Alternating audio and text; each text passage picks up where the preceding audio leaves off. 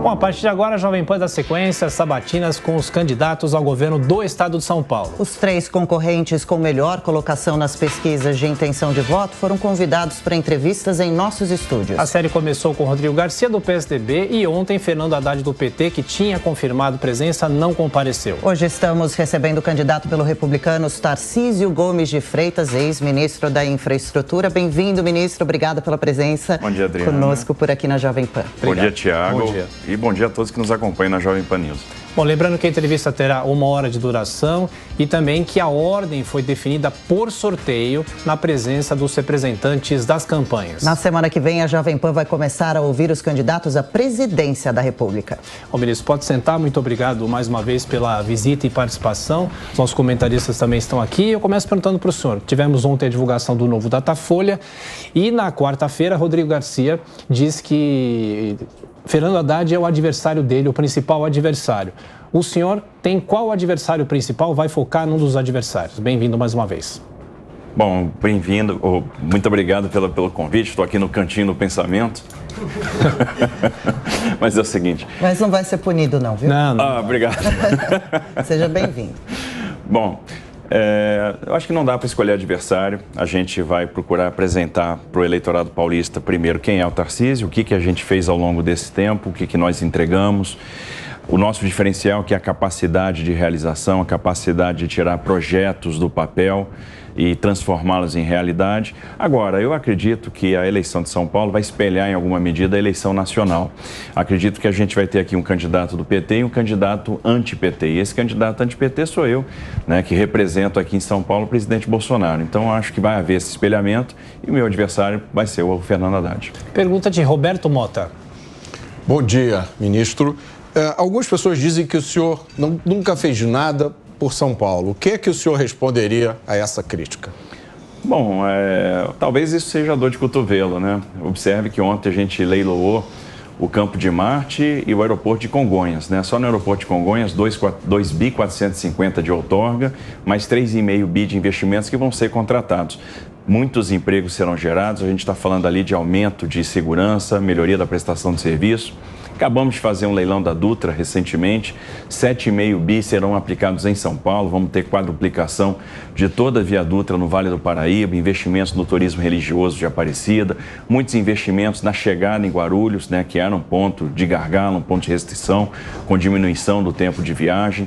A gente fez aí os investimentos, por exemplo, no Porto de Santos, né, foram mais de 6 bi nos últimos anos. Agora a gente está se preparando para a desestatização, que para mim representa a renovação da Baixada Santista.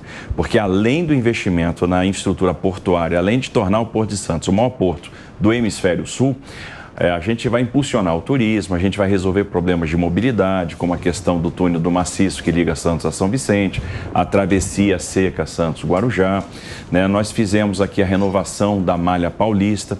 Só na Malha Paulista, 6 bi de investimentos em 5 anos. Uma ferrovia que estava operando com 35 milhões de toneladas de capacidade, vai operar com 75 e vai superar, no médio prazo, os 100 milhões de toneladas. Então, a gente vai ter a duplicação do trecho de Tirapina para Santos, o contorno ferroviário de Catanduva, o contorno ferroviário de Rio Preto, a recuperação do ramal de Colômbia, a recuperação do ramal de Panorama, que é importante para o oeste do estado, nessa ligação Panorama-Bauru. Acabamos de fazer também a renovação do contrato da MRS e esse contrato elimina aquele conflito ferrovia de carga versus ferrovia de passageiro, então são mais pares de trem-dia para carga, a gente acaba aumentando muito o volume transportado e criando espaço, deixando tudo aberto para fazer o trem intercidades. Se a gente somar o que a gente trouxe de investimento privado na área de infraestrutura para São Paulo, com todos esses empreendimentos, a gente vai superar os 50 bilhões de reais. Né? Então, o pessoal fala, vocês duplicaram 18 quilômetros em São Paulo. Que bom. Sabe quanto é que é a malha rodoviária federal administrada diretamente pelo DENIT em São Paulo? 53 quilômetros. Porque as rodovias em São Paulo ou são estaduais e as federais estão basicamente todas concedidas. Fernão Dias, concedida. Transbrasiliana, concedida. A Rio Santos, no trecho federal que vai até Ubatuba, concedida. Dutra, concedida. Regis Bittencourt, concedida. Então, observem, a gente fez bastante por São Paulo e o impulso do transporte ferroviário, juntamente com a melhoria da questão portuária, da atividade portuária, realmente vão fazer um diferencial enorme para o estado de São Paulo. A pergunta agora é de Amanda Klein. Bom dia, candidato, seja bem-vindo à Jovem Pan News. Candidato, o senhor disse numa sabatina nessa semana algo que foi considerado ofensivo por muitos paulistas, até ensejou um editorial hoje no jornal O Estado de São Paulo, intitulado A Presunção de Tarcísio. O senhor disse o seguinte: vai precisar um cara de fora de São Paulo chegar aqui para concluir o Rodoanel. Vai precisar um cara de fora de São Paulo chegar aqui para fazer o metrô andar. Vai precisar um cara fora de São Paulo chegar aqui para levar a sério o saneamento básico e a despoluição dos rios Tietê e Pinheiros. Isso se deu no momento em que o senhor era cobrado por não ser um paulista, que é uma acusação que seus adversários fazem, que o senhor é um forasteiro, não conhece bem os desafios e os problemas de São Paulo. O senhor se arrepende dessa declaração, acha que foi ofensiva ou mal interpretada? E como o senhor responde aos seus adversários pelo fato de não ser de São Paulo, sendo que os dois são e conhecem muito bem a região? O que eu quis dizer, eu acho que eu fui mal interpretado. Na verdade, dentro do contexto, acho que todo mundo entendeu o que eu quis dizer e as pessoas estão usando agora isso de uma maneira ofensiva, querendo botar na minha boca palavras que eu não disse. O que eu quis dizer é o seguinte: olha, me questionaram, você é um forasteiro, etc. Eu digo, olha, o que eu tenho? Sensibilidade. Eu tenho capacidade, por exemplo, de estudar os problemas, entender os problemas e procurar construir soluções. Eu tenho andado nas comunidades de São Paulo. Eu tenho visto, por exemplo, água servida correndo na porta das pessoas. Fui visitar gente humilde, gente que sofre a cada chuva com elevação do nível de água desses córregos, onde o esgoto corre a céu aberto, invade as suas casas e elas perdem tudo. Porque o saneamento básico não chegou em determinadas regiões, na cidade de São Paulo, no estado mais rico do Brasil. E a situação que essas pessoas vivem me preocupa. Então isso é ter sensibilidade, isso é sentir a dor daquela pessoa. Eu vi coisas em comunidades aqui em São Paulo que eu só tinha visto em Porto Príncipe, no Haiti. Você tem um rodoanel que, no final das contas, a não conclusão dele deixa vários municípios de costas para a logística, me preocupa. E aí eu te digo, a gente vai ter capacidade de fazer um rodoanel? Vai. A gente não conseguiu colocar o transporte ferroviário para funcionar, a gente não concluiu a Ferrovia Norte-Sul, inclusive no trecho paulista de Estrela do Oeste para São Simão, conseguimos. A gente não conseguiu fazer a renovação da Paulista, que todo mundo achava impossível, fizemos. A gente não conseguiu avançar com as privatizações portuárias e todo mundo dizia que haveria um caos, confusão, paralisação dos portos, a gente conseguiu. Fizemos a privatização do Porto Espírito Santo, encaminhamos bem a privatização de Santos. Então, o que eu estou querendo dizer é que eu tenho sensibilidade para entender que as rodovias que chegam a São Paulo, por exemplo, hoje, estão bastante saturadas e que a gente tem condição de fazer um trem intercidades.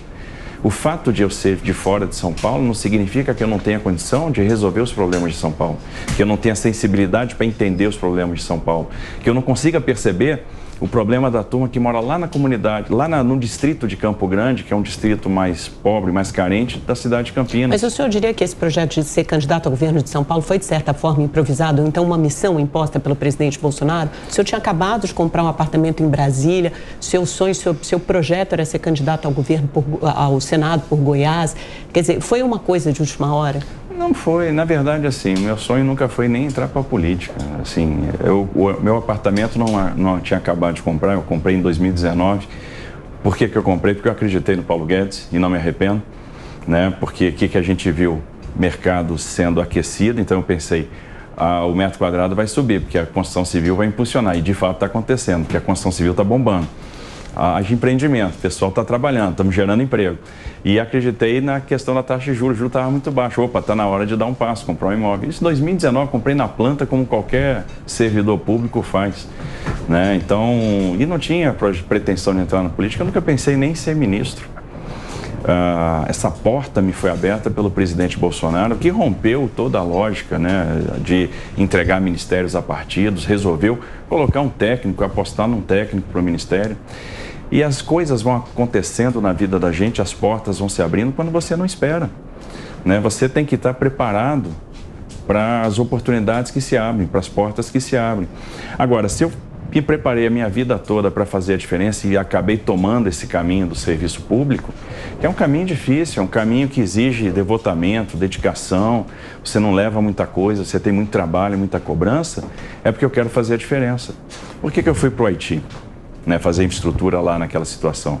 Por que eu servi 6 anos na Amazônia? Fui voluntário, não precisava ter ido. Fui o primeiro lugar da minha turma, podia ter escolhido, podia ter ido para qualquer lugar do Brasil, resolvi fazer a diferença na Amazônia.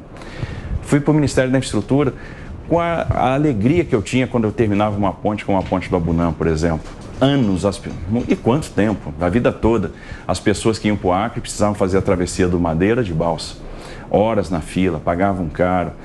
A alegria que você tem de terminar uma pavimentação da BR-63. A gente se acostumou todo o tempo a ver as pessoas nos atoleiros, dias e dias e dias, perdendo dinheiro, passando por desconforto. Você vai lá, termina a pavimentação e você faz a diferença na vida de alguém. Ontem eu estava no evento BTG e alguém me procura e diz o seguinte: poxa, eu estou muito feliz porque o senhor duplicou a 116 Rio Grande do Sul. Eu sou produtor de arroz e eu sofria com a 116 não duplicada.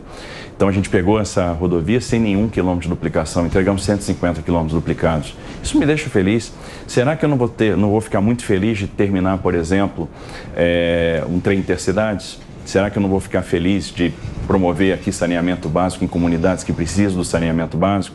Em fazer o Estado de São Paulo voltar a crescer no IDEB, em dar perspectiva para os jovens, em acabar com essas filas por cirurgias eletivas, em melhorar a percepção da segurança, né, em fazer a travessia seca Santos-Guarujá? Lógico que eu vou ficar feliz. Isso é uma missão.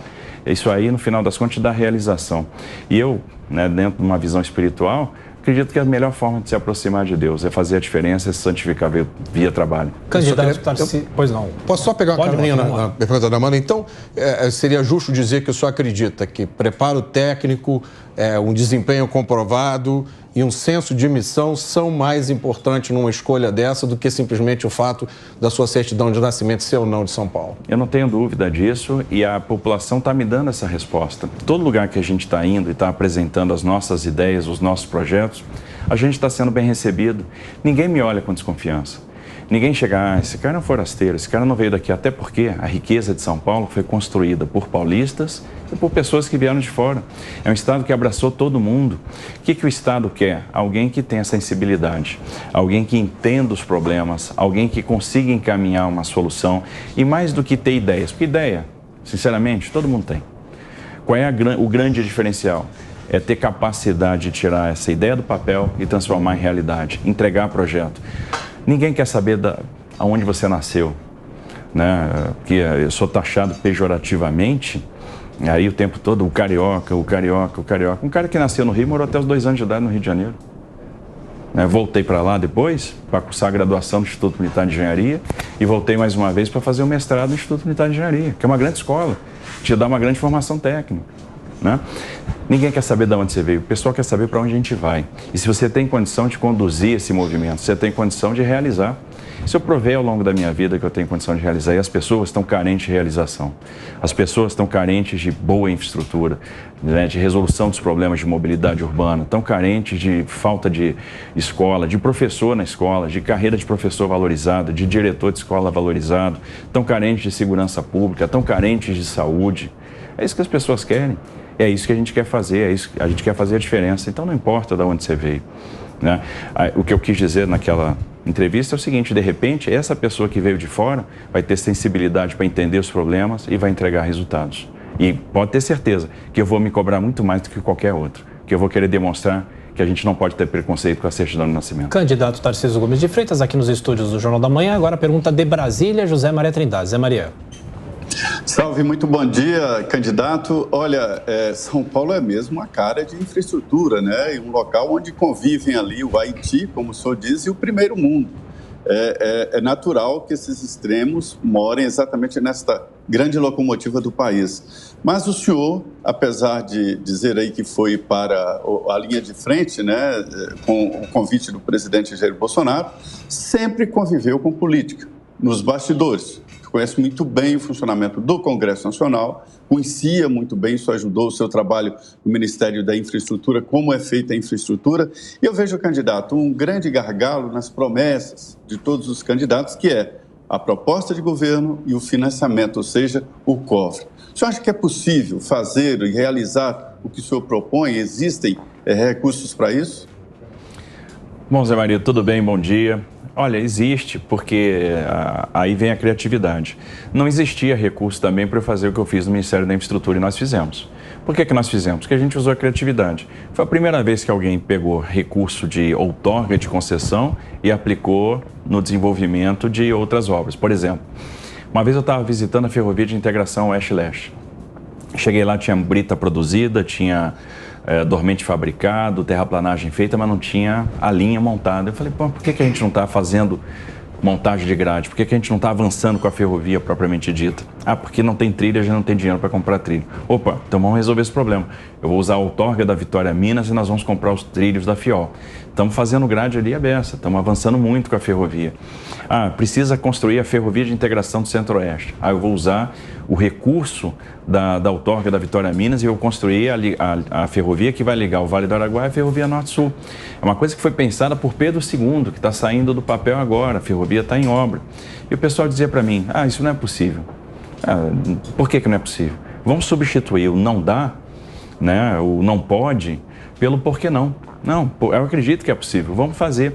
E foi assim, a gente aproveitou o balanço de Itaipu para fazer a duplicação da 469, a pavimentação da Estrada da Boiadeira, a duplicação do acesso ao aeroporto de Foz, a ampliação do aeroporto de Foz e a segunda ponte internacional de Foz do Iguaçu, que agora, ontem, estava lançando a última duela. Estão usando a criatividade. Quando a gente olha para São Paulo, a gente vai ver o seguinte, primeiro, eu tenho muito potencial para trabalhar aqui com iniciativa privada. Olha o modelo de venda da Eletrobras, onde a gente vendeu, fez uma grande operação de mercado, renovou os contratos de concessão, pegou esse dinheiro, aplicou na conta de desenvolvimento energético para baixar a conta de energia. Será que um modelo semelhante não cabe na Sabesp? Quanto isso geraria de valor para ser aplicado? Qual é o montante do patrimônio imobiliário de São Paulo? Quase 130 bilhões que estão aí parados.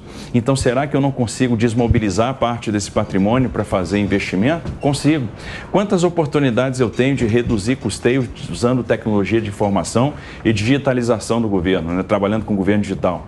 Também tem ali uma grande oportunidade de redução de custeio. Aí eu vou criando os recursos para fazer com que aquilo que a gente está colocando em pauta seja possível de se realizar.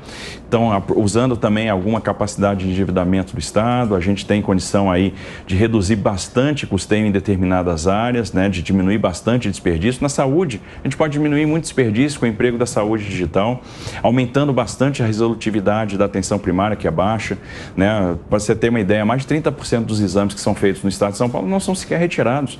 Então, tem uma oportunidade de melhoria para a gente proporcionar sobras de recursos e aplicação judiciosa desse recurso. E fora isso, se tem um Estado que a gente pode atrair capital privado, é o Estado de São Paulo. Estamos com o ex-ministro Tarcísio Gomes de Freitas, aqui nos estúdios do Jornal da Manhã, sabatina com os candidatos ao Palácio dos Bandeirantes.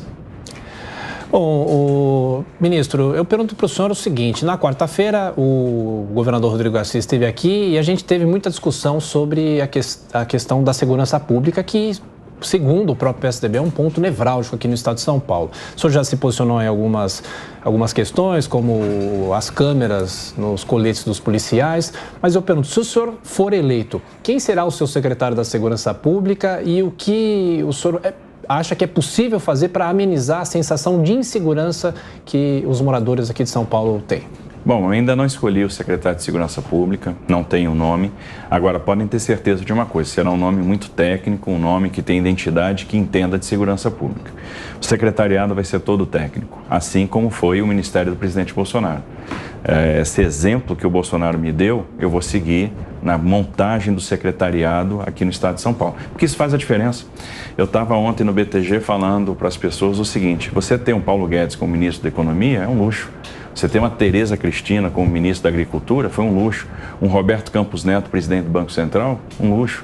Porque são pessoas muito qualificadas. E observe as crises que o Brasil enfrentou e como a gente saiu do outro lado. Então o secretariado vai ser todo técnico e eu quero uma pessoa que entenda de segurança pública, né, que consiga realmente fazer a diferença, né, para que a gente tenha o melhor direcionamento para uma série de questões, por exemplo, como a questão da administração penitenciária, como a questão do uso da tecnologia de informação na atividade de segurança, monitoramento, a atividade de inteligência.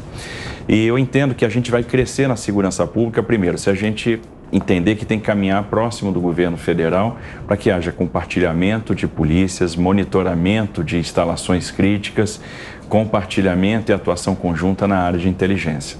É importante atuar na asfixia financeira do crime organizado. Pega um Porto de Santos, por exemplo. A gente sabe que é um polo exportador de droga. É um polo receptador de armas, então ali eu tenho que ter uma atenção especial. E a atuação do governo do estado tem que ser conjunta com o governo federal, porque a instalação é federal, as vias de acesso são estaduais. Então a gente tem que trabalhar de forma harmônica.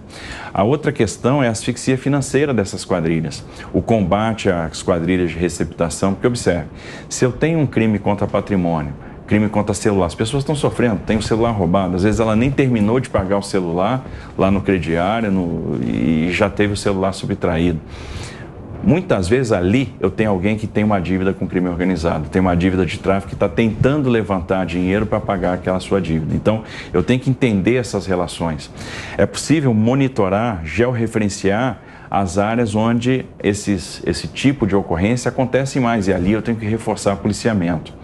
É fundamental valorizar as carreiras policiais. Veja, a gente tem uma polícia civil que tem um déficit de quase 15 mil homens.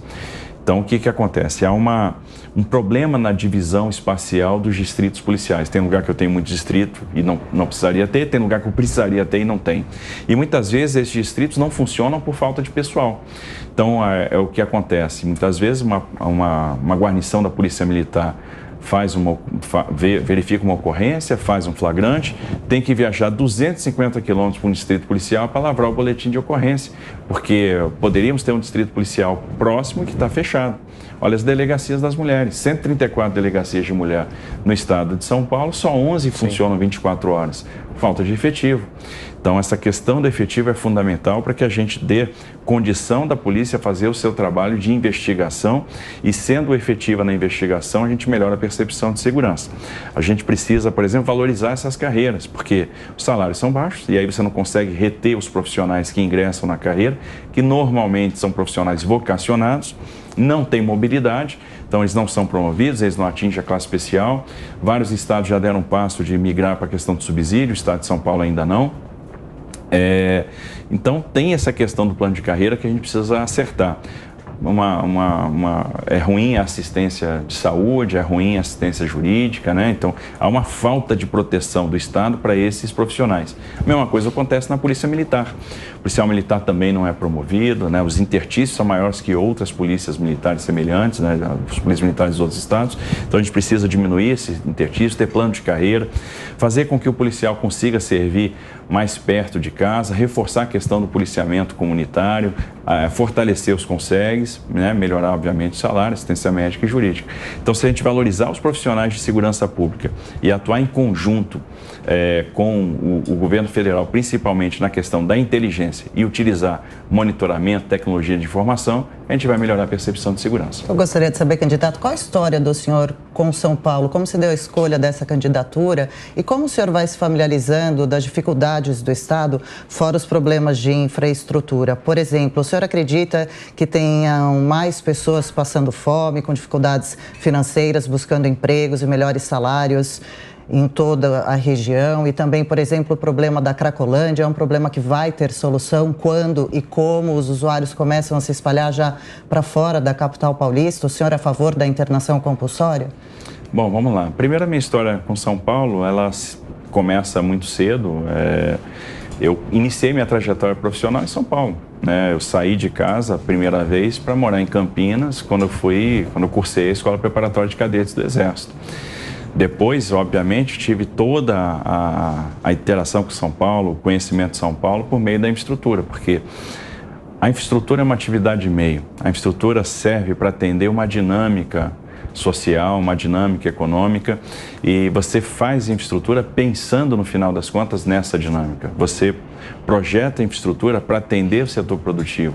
Então, quando você imagina que tem que recuperar o ramal de Colômbia ou de Panorama, é porque você viu carga ferroviável nessas regiões.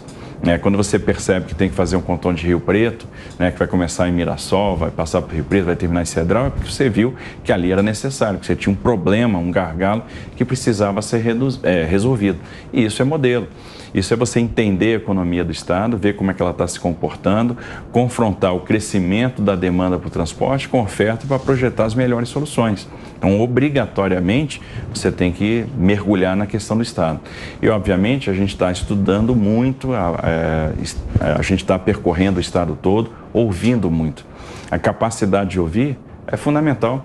Outro dia eu estava num evento e uma pessoa chegou para mim e disse assim: Tarcísio, qual é a sua proposta para o meu setor? Eu disse assim, respondi, não sei, não conheço o seu setor. A gente não tem obrigação de conhecer tudo.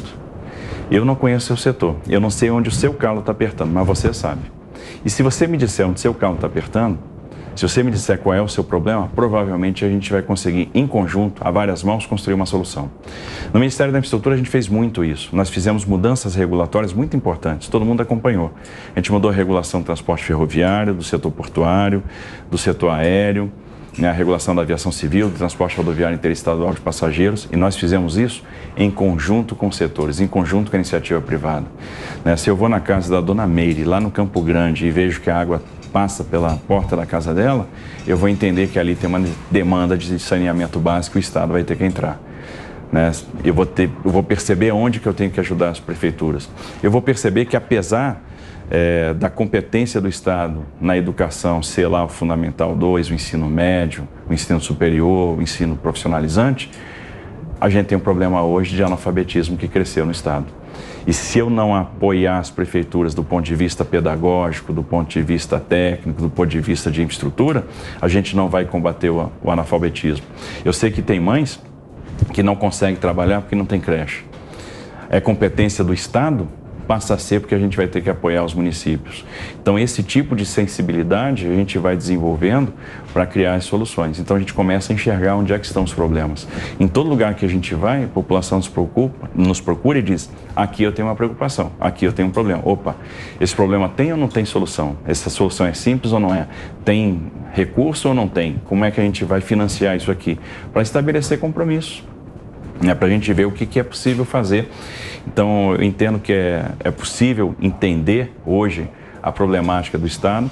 Nós temos, sim, um problema de segurança alimentar, um problema aqui de pessoas que estão passando necessidade, muitas vítimas de políticas equivocadas de enfrentamento à pandemia. Nós temos aqui 2 milhões e 400 mil famílias beneficiárias do Auxílio Brasil no estado de São Paulo. Pessoas que estão abaixo aí da linha de pobreza, que estão numa situação de pobreza extrema e que precisam do suporte do Estado em todas as dimensões, de uma política assistencial, de uma política de assistência social que seja viva, que a gente perceba ali a raiz do problema e consiga construir um plano de desenvolvimento individual para apresentar para essa pessoa a porta de saída. Quantos empreendedores, isso é uma coisa muito bacana, existem nas comunidades, nas favelas em São Paulo? A gente vai chegar aqui em algumas comunidades que tem 10 mil empreendedores, pequenas empresas, pequenos negócios, gente que precisa, às vezes, de treinamento e de crédito. E o crédito pode chegar no micro, no pequeno empreendedor, naquele empreendedor que mora numa área carente, se a gente garantir um aval estatal, que foi a lógica do Pronamp, com o FGI. Então, a gente pode fazer alguma coisa por essas pessoas. A gente pode vir com assistência social em adição àquilo que o governo federal já vem fazendo, por exemplo, para garantir a segurança alimentar, para combater a evasão escolar. Se a gente quer combater a evasão escolar, tem que ter política de transferência de renda, e a gente pode e deve e vai vir em adição, porque o que é feito hoje em termos de política de transferência de renda para combate à evasão escolar, no estado de São Paulo, ainda é modesto. Dá para fazer mais e tem um espaço orçamentário para isso, porque o investimento é baixo. Passa pouco dos 500 milhões de reais. A gente tem um orçamento de 286 bi, foi o orçamento desse ano passado. Então, é uma questão que nós vamos enfrentar e vamos enfrentar de frente. Eleições 2022, sabatina com os candidatos ao governo do estado de São Paulo. Hoje recebendo aqui nos estúdios do Jornal da Manhã, Tarcísio Gomes de Freitas, do Republicanos. Na sequência, mais uma rodada com os nossos comentaristas. Você, Roberto Mota. Ministro, o senhor começou dizendo que o senhor aqui representava oposição às ideias do PT. Tem uma ideia do PT, uma ideia da esquerda, que permeia a segurança pública brasileira e é um fator impedidor de ações públicas, que é a ideia de que o criminoso é um pobre coitado, que não teve oportunidade. A gente viu, inclusive, o candidato do PT dizendo isso. Isso se reflete em políticas públicas. Eu fiz uma pergunta ao governador Rodrigo Garcia sobre uma comissão para controle de letalidade policial que foi criada aqui em São Paulo. Letalidade policial é um item que foi colocado no topo da pauta de segurança pública, né? Às vezes até se esquecendo da letalidade do criminoso. Nessa comissão aqui de São Paulo estão duas ONGs de esquerda, conhecidas pelo seu ativismo antipolícia, conhecidas por promover a leniência da legislação penal. Uma delas, inclusive, recebe dinheiro do bilionário Jorge Soros, que tem uma fundação que promove desencarceramento de criminosos, descriminalização de drogas. Eu trouxe essa situação para o governador. Ele disse que não via nada demais nisso, e aí eu perguntei, por que o senhor então não coloca, né, também duas outras ONGs que pensem de uma forma diferente? E ele falou, é uma boa ideia, eu vou ver. Eu queria saber o que o senhor acha dessa situação, de ter uma política pública influenciada, a polícia de um Estado controlado por pessoas que têm uma agenda ideológica que colide frontalmente com a ação policial. Olha, eu sou contra, né? Eu acho que o tempo de tratar, por exemplo, o policial como suspeito e o bandido como parceiro tem que acabar.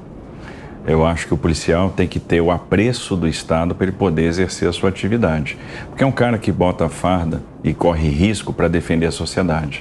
Eu acho que o treinamento é fundamental para que a gente possa dar a resposta que a sociedade precisa. Estrutura é fundamental e suporte, amparo do Estado. Esse policial tem que se sentir amparado.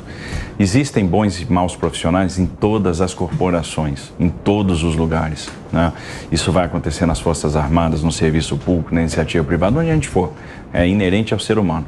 Agora, a gente tem que ser implacável com os maus, afastar os maus, punir severamente os desvios de conduta. Agora, ter apreço pelos bons, dar suporte para os bons.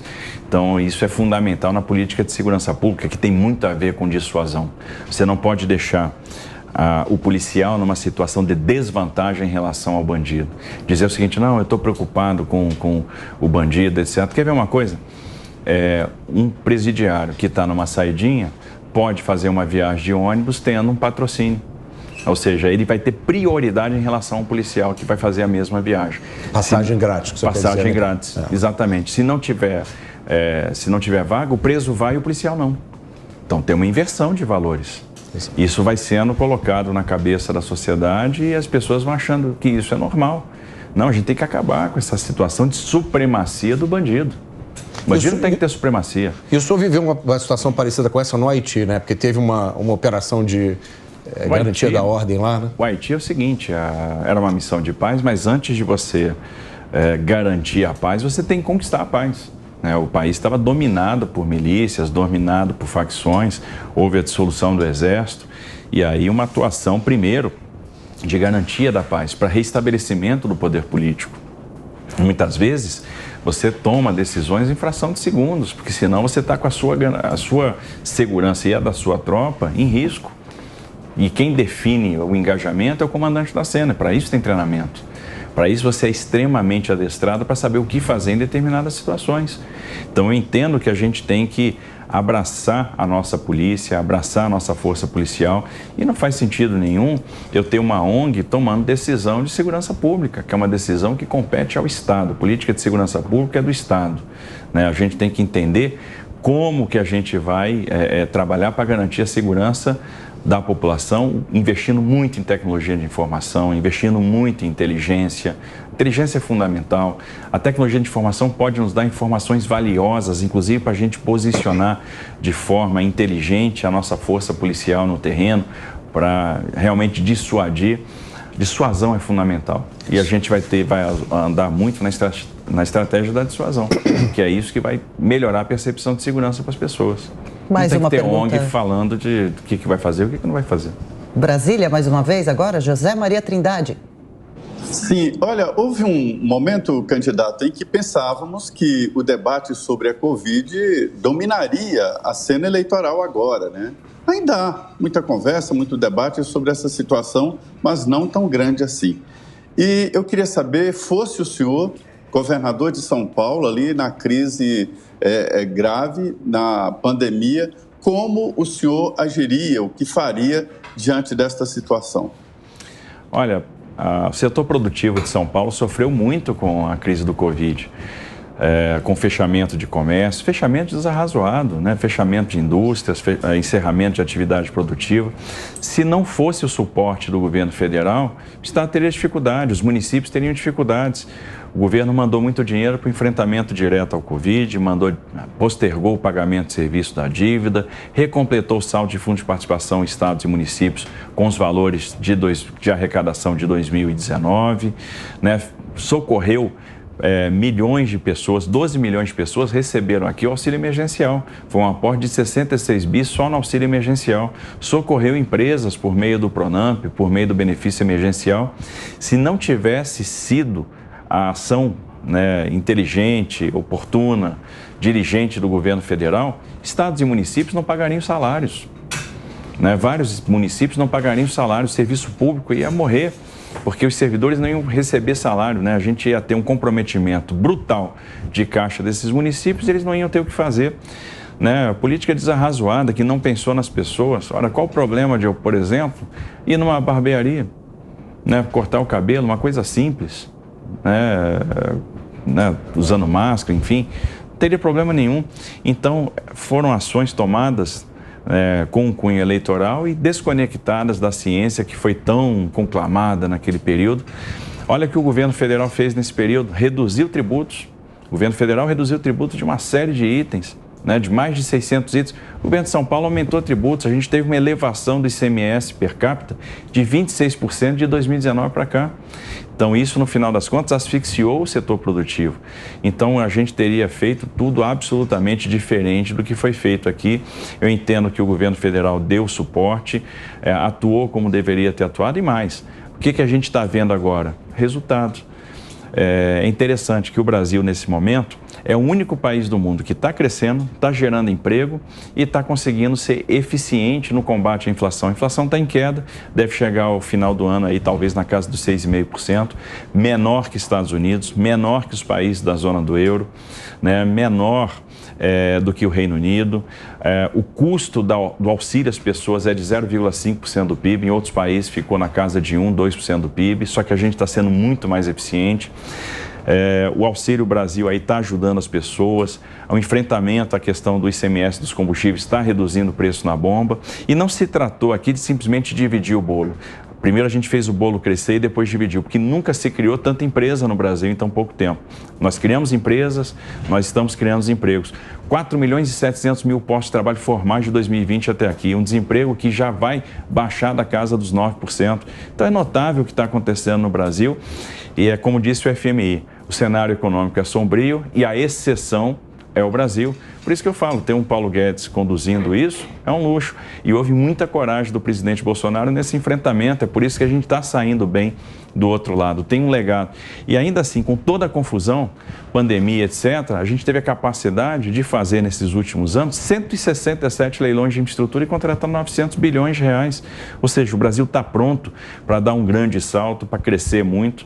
E realmente a gente deu uma demonstração de como se enfrenta uma crise com coragem, com providência, com ação, com estratégia. Aqui nos estúdios, Tarcísio Gomes de Freitas, candidato ao governo do estado de São Paulo. Você acompanha a sabatina aqui na Jovem Pan. Bom, na sequência, a pergunta de Amanda Clay. Amanda.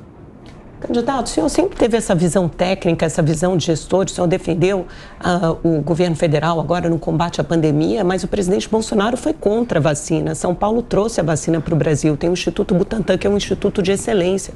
O presidente Bolsonaro não tomou a vacina, o senhor tomou a vacina, defendeu a vacina, sua família tomou, defendeu o passaporte vacinal. Quando o senhor fala do combate à Covid aqui em São Paulo, eu até fui resgatar alguns números, eu lembro de meses em 2021 em que as internações subiam a ordem ordem de 10% por semana. Será que se o senhor fosse governador de estado e visse as internações chegando próximo aos 100% e soubesse que o ritmo em que você abre novos leitos não daria conta necessariamente das novas internações, será que o senhor também não fecharia? Porque foi a atitude adotada no mundo inteiro, era a atitude recomendada pela ciência. O senhor é um técnico, um gestor, o senhor acha que esse tipo de atitude, esse tipo de decisão de fato fosse errado? Será que... Porque isso se fala com a ótica de Brasília, agora é diferente da ótica do Estado. É a mesma defesa que o senhor faz do ICMS. Os estados reclamaram muito da queda do ICMS, porque em São Paulo, por exemplo, implica numa queda de mais de 4 bi de arrecadação.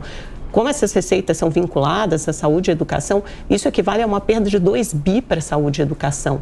O senhor até propõe redução fiscal. Como fazer isso se a gente se a arrecadação já veio diminuindo? É verdade, os cofres ficaram cheios durante a pandemia, mas essa arrecadação vem diminuindo paulatinamente, a arrecadação real, mês a mês. É só olhar os números da Secretaria de Fazenda de São Paulo. Quer dizer, como resolver essa situação toda, né? Esse olhar de Brasília agora adotar um olhar diferente, o olhar de São Paulo, porque afinal de contas, o cargo que o senhor está pleiteando é aqui para o governo do nosso estado.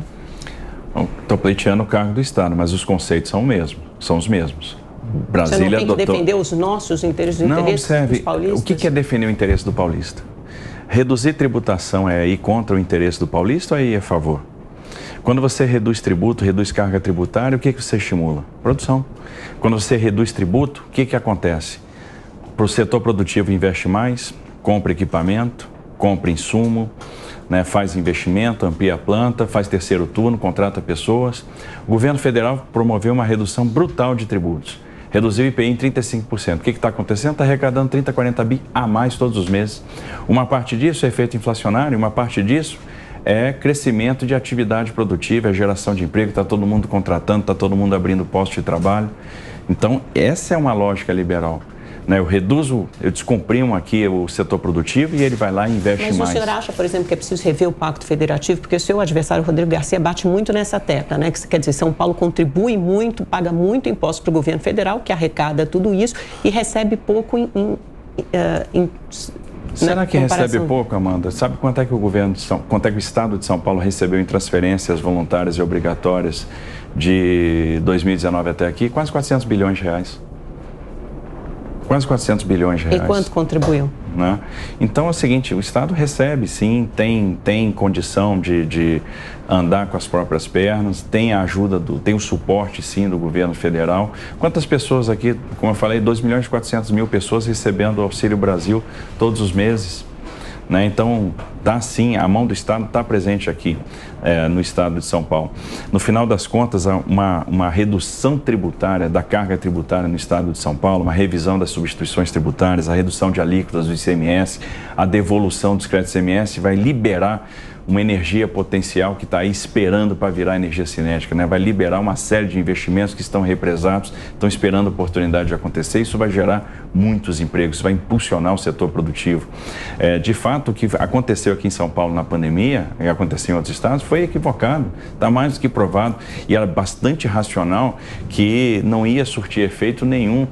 O presidente que... Mas surtiu efeito, as internações caíram, os óbitos, os casos caíram. O estado de São Paulo foi o estado que, assim, morreu muita gente aqui no estado de São Paulo. Mas proporcionalmente morreu menos gente do que em outros estados. Foi o 5º estado, eu não lembro. Não, acho Mas que olha só, o estado que o governo federal investiu quase 30 bilhões de reais em vacina, que adquiriu praticamente quase 600 milhões de doses. Nós temos 80% da população brasileira com esquema primário vacinal completo, né? Então, o case de vacinação no Brasil foi um sucesso. O Brasil adotou uma estratégia de diversificação de imunizantes. Então, se o brasileiro quisesse tomar uma vacina de RNA mensageiro, tomava. Se o brasileiro quisesse tomar uma vacina de vírus atenuado, tomava, né? Então, você escolhia, não, aqui eu estou com medo desse efeito, eu vou tomar uma vacina de vírus atenuado. Não, eu vou escolher a tecnologia nova, eu vou tomar uma vacina de RNA mensageiro. A primeira pessoa no mundo vacinada foi vacinada em dezembro, o primeiro brasileiro vacinado foi vacinado em janeiro. primeiro acordo de compra de vacina foi assinado pelo governo federal em junho de 2020 com a AstraZeneca, e era um acordo que foi assinado quando não se tinha certeza se a vacina ia ser desenvolvida, era um acordo que previa transferência tecnológica. Então a gente hoje está fabricando insumo farmacêutico ativo em território nacional, que era algo que a gente não acontecia no Brasil há mais de 20 anos. E a gente está hoje produzindo insumo farmacêutico ativo aqui. Então houve a transferência de tecnologia.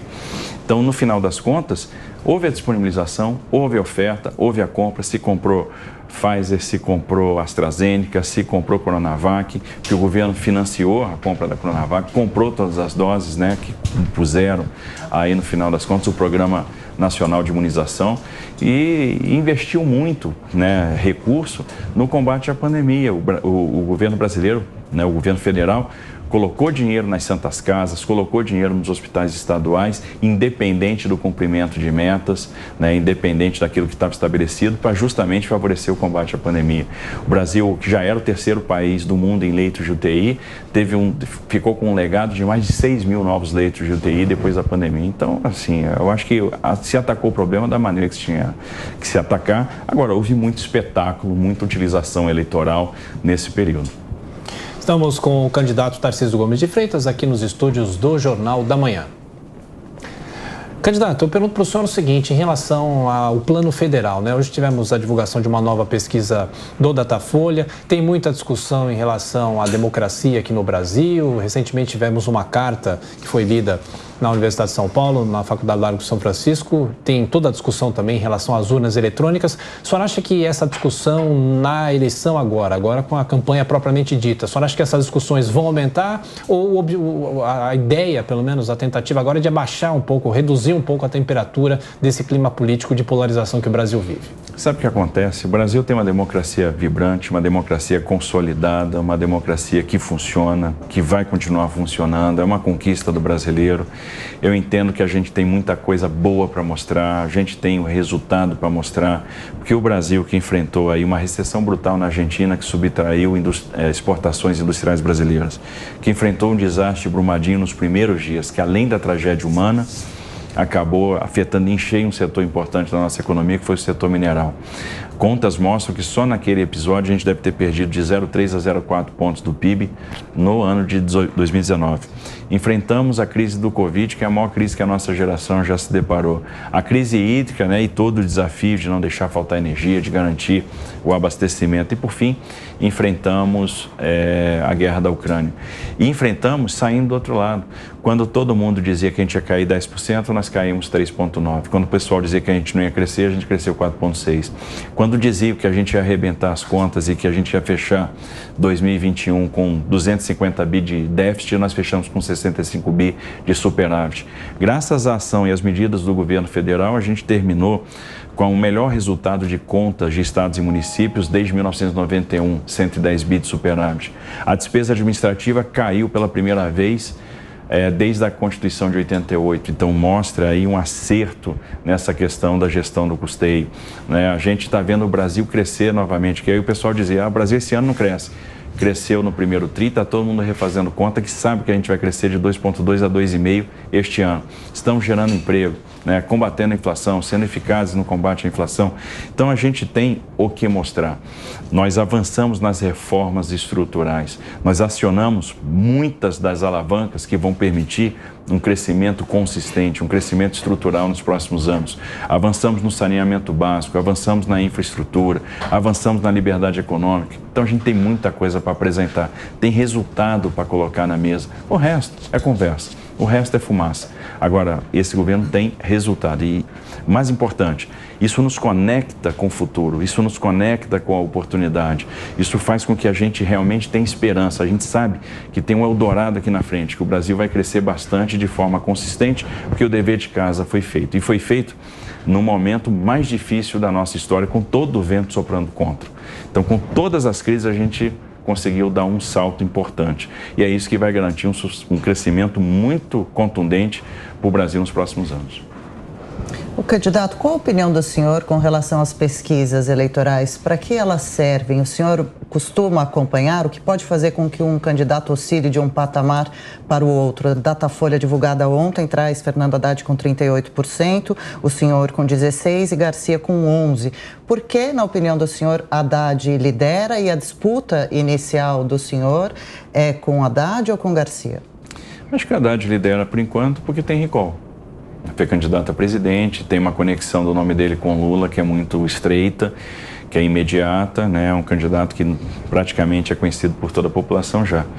Eu tenho um grau de desconhecimento muito grande, o Rodrigo tem um grau de desconhecimento muito grande e esse conhecimento vai vir ao longo da campanha, né? A gente vai mostrar o nosso trabalho aí ao longo do tempo. Então eu estou muito otimista com relação ao crescimento e quando a gente lê uma pesquisa dessa, a gente vê, puxa, eu tenho oportunidade de crescer, eu tenho oportunidade de transformar esse desconhecimento em intenção de voto, né? Aquela história, né? E o que a gente está vendo já, e esse crescimento nosso é interessante, porque quem conhece gosta.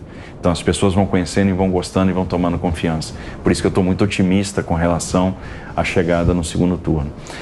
Pesquisa para mim é uma fotografia de momento, né? Marca aquele momento específico e depende muito da metodologia que cada instituto utiliza.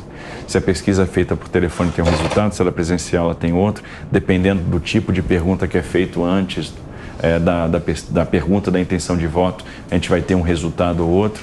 Então isso varia muito, por isso que a gente trabalha com informação de vários institutos, inclusive a gente faz as nossas pesquisas internas, a gente faz os nossos monitoramentos, os nossos trackings, para saber exatamente para onde a gente está indo, se está havendo acerto ou erro na estratégia. E eu estou extremamente confiante com relação a isso. Bom, a gente está entrando na reta final da nossa sabatina, faltando 8 minutinhos. Passo agora a palavra mais uma vez, uma rodada com os nossos comentaristas. Peço para que cada um seja bem breve, para que todos possam fazer a última pergunta. Então, você agora, Roberto Mota. Ministro, há muitas décadas que o que a gente escutava de notícias da área de infraestrutura e transporte era escândalo de corrupção e obras inacabadas. E aí o senhor assumiu o ministério e tudo mudou. Qual foi o segredo?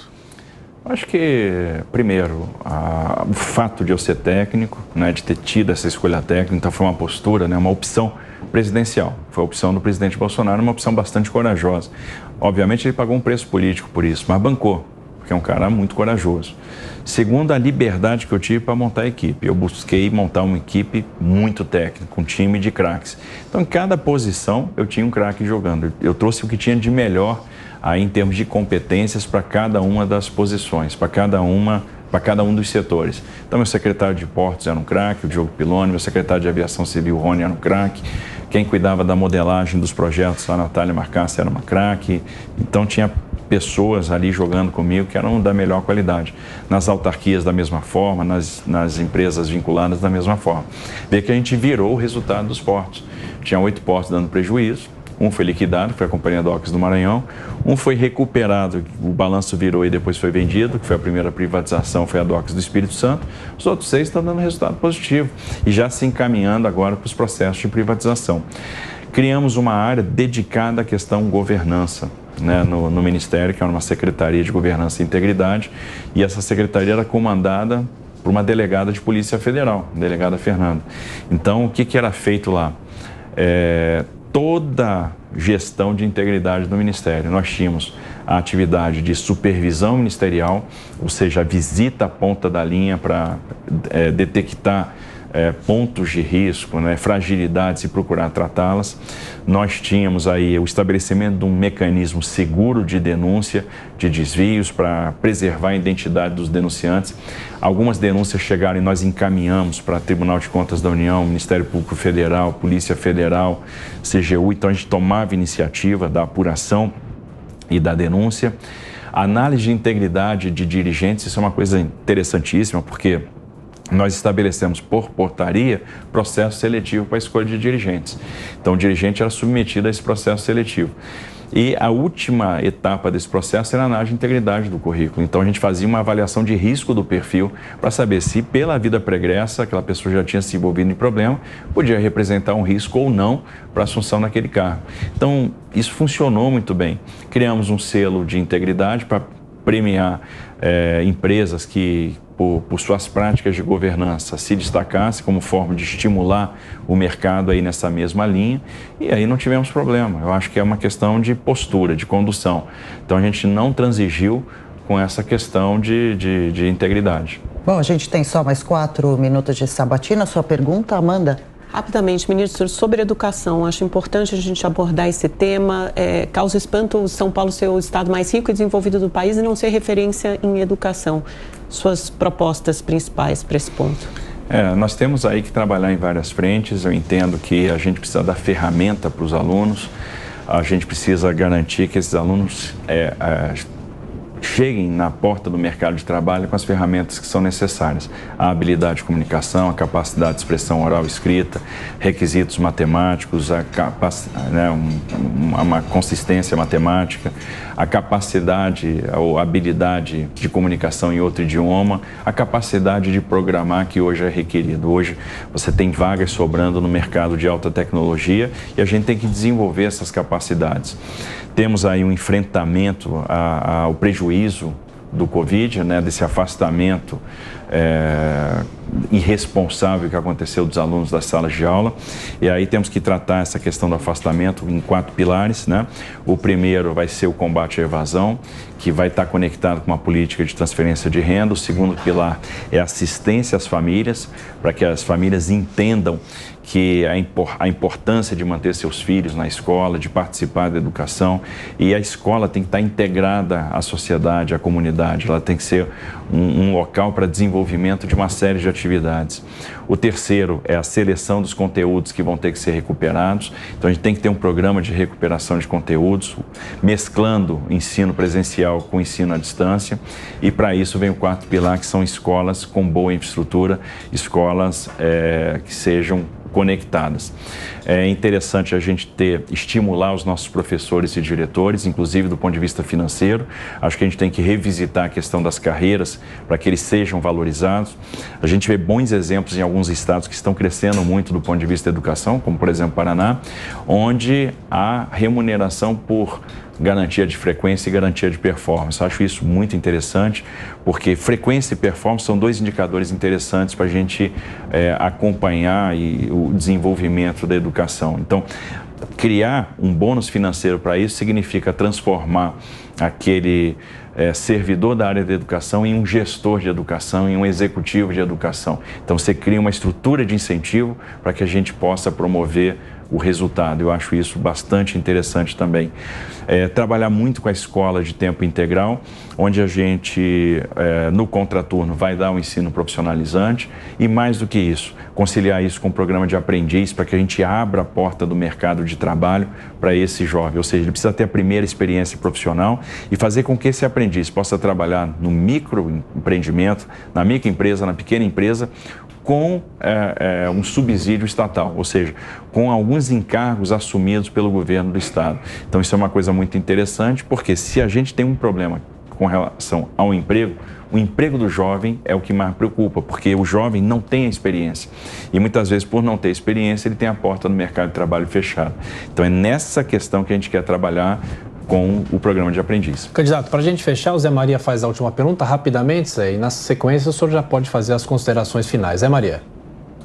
Muito objetivamente, há um debate, candidato, sobre o sistema eleitoral. O senhor acredita nas urnas eletrônicas? Olha, eu acredito nas urnas eletrônicas, mas entendo que todo o processo pode ser aperfeiçoado. Eu acho que o que está sendo promovido agora é um debate acerca do aperfeiçoamento desse processo. Algumas propostas que têm aparecido, na minha opinião, são bastante razoáveis, e seria muito bom que a gente abrisse um diálogo franco, sincero, para colocar isso na mesa. Qual o problema de eu ter duas computabilizações em 2 computadores diferentes para fazer com que a gente verifique que o resultado que vai chegar é o mesmo? Não vejo problema nenhum nisso. Acredito no sistema, mas acho que todo sistema é passível de aperfeiçoamento e a gente tem condição aí de por meio do diálogo, construir um consenso e para garantir aí uma confiança absoluta no sistema. Eu acho que o sistema é um sistema que foi muito pensado ao longo dos tempos, tem produzido bons resultados, o Brasil tem se tornado referência, mas como todo sistema, ele pode ser aperfeiçoado e deve ser aperfeiçoado em cima de um diálogo desapaixonado, um diálogo onde impere aí a humildade e a capacidade aí de acerto, de construção. Candidato, 30 segundos para suas considerações, já agradecendo o senhor pela visita aqui aos estúdios do Jornal da Manhã. Obrigado. Eu estou muito feliz aí com a oportunidade, agradeço muito esse espaço aberto pela Jovem Pan News de promover aí um debate propositivo e eu tenho certeza que a gente vai construir um bom caminho para formar convicção aí para os nossos eleitores. Muito obrigado mais uma vez. Bom, conversamos aqui com o candidato Tarcísio Gomes de Freitas, que tenta a eleição aqui para o Palácio dos Bandeirantes. Eu já faço um convite. As nossas sabatinas serão retomadas na semana que vem. Na quarta-feira, o ex-presidente Lula. Na quinta-feira, Ciro Gomes. Na sexta-feira, Simone Tebet. E o presidente da República, Jair Bolsonaro. Estávamos anunciando para a próxima terça, mas a assessoria pediu para que nós mudássemos para outra segunda-feira. Então, são todas as sabatinas e agora com os candidatos também à presidência da República.